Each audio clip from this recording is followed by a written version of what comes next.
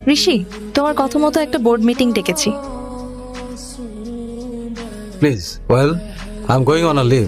একজন সিইও ছুটিতে যাচ্ছে, আমরা একটা গতিতে এই আছি। মুহূর্তে আমি মনে করি না এটা কোনো সঠিক সিদ্ধান্ত। আগামী 6 মাসের জন্য তোমার schedule fix, Rishi. I think I am the CEO of this company.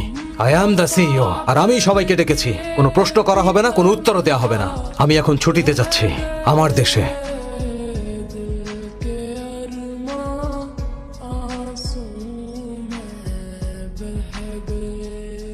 ঋষি কুমার এই প্রথমবারের মতো নিজ দেশে আসছেন। তার এই হঠাৎ আসার পেছনের কারণ এখনো জানা যায়নি। ঋষি কুমার ইন্ডিয়াতে 6,000 কোটি টাকা ইনভেস্ট করতে এসেছেন। এই কথা কেন বলছেন স্যার? যেটা আমরা জানি সেটা নিউজ, আর যেটা জানি না সেটা ব্রেকিং নিউজ। আমরা বলবো তিনি 6,000 কোটি টাকা ইনভেস্ট করতে এসেছেন। যদি তিনি ইনভেস্ট করেন তাহলে আমরা বলবো আমরাই আগে জানিয়েছি, আর তিনি যদি ইনভেস্ট না করেন আমরা একটা আর্টিকেল লিখে দিব কেন তিনি করেননি। আমরা তো সাংবাদিক, কে আমাদের প্রশ্ন করবে?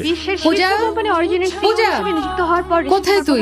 তোর সাবেক প্রেমিক ইন্ডিয়াতে এসেছে। এইসব বাজে খবর দেখো না দাদি, আর দেখলেও আমাকে বলবে না। কান্না, মাকে নিয়ে বাড়ি যা। আচ্ছা, উনি রামকৃষ্ণ, আপনার এটা আমার ব্যক্তিগত ট্রিপ, কোনো কাজে আসিনি।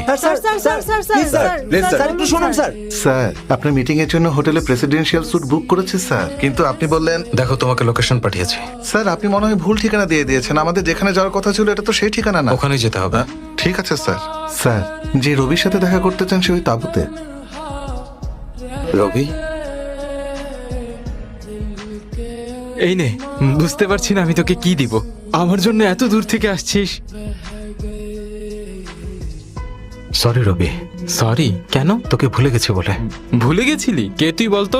সিইও ঋষি কুমার। তোর অনেক কাজ, আমাকে মনে রেখে কি হবে? দেখেছিস কেমন দেখাচ্ছে তোকে? এটা কি জয়ী হওয়া বলে? তুই তো হেরে গেছিস না। তুই জিতলে আমিও জিতে যাই। চল। কোথায় যাব? তুই তো সবসময় বিল্ডিং এর সামনে ছবি তুলতে চাইতি, আজকে একসঙ্গে তুলবো। ওসব আগে চাইতাম ঋষি, কিন্তু এখন না। আমার বাবা এই গ্রামকে খুব ভালোবাসতো, তার যতটুকু স্মৃতি আছে এই বাড়িকে ঘিরেই। কিন্তু আমি যদি এখান থেকে চলে যাই, আমার বাবা আর আমার জীবনে থাকবে না।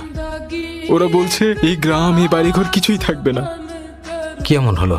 পাশের সমুদ্রে কোথায় যেন গ্যাস পাওয়া গেছে। গ্যাসের পাইপ বসানোর জন্য পুরো গ্রামের মাটি খুঁড়ে ফেলবে। তার মধ্যে আমাদের গ্রামও আছে। তোর গ্রামবাসীরা কি মেনে নিয়েছে? তারা রাজি হয়েছে। কেউ অসহায় হয়ে রাজি হয়েছে, কেউ ভয়ে রাজি হয়েছে, কেউ টাকার কাছে বিক্রি হয়েছে। কিন্তু আমি রাজি হইনি। পথে আসা সবগুলো গ্রাম এভাবেই ধ্বংস করছে। আগামী 4 মাসের মধ্যে আমাদের গ্রামও এভাবে ধ্বংস করে দেবে। এরা সবাই কৃষক, নিজেদের গ্রাম আর বাড়িঘর ছেড়ে চলে যাচ্ছে। কোথায় যাবে, কিভাবে বাঁচবে কোনো ধারণা নেই। বাচ্চাগুলো দেখ, নিজেদের পরিচয় দেওয়ার মতো কোনো গ্রাম রইল না আর তাদের।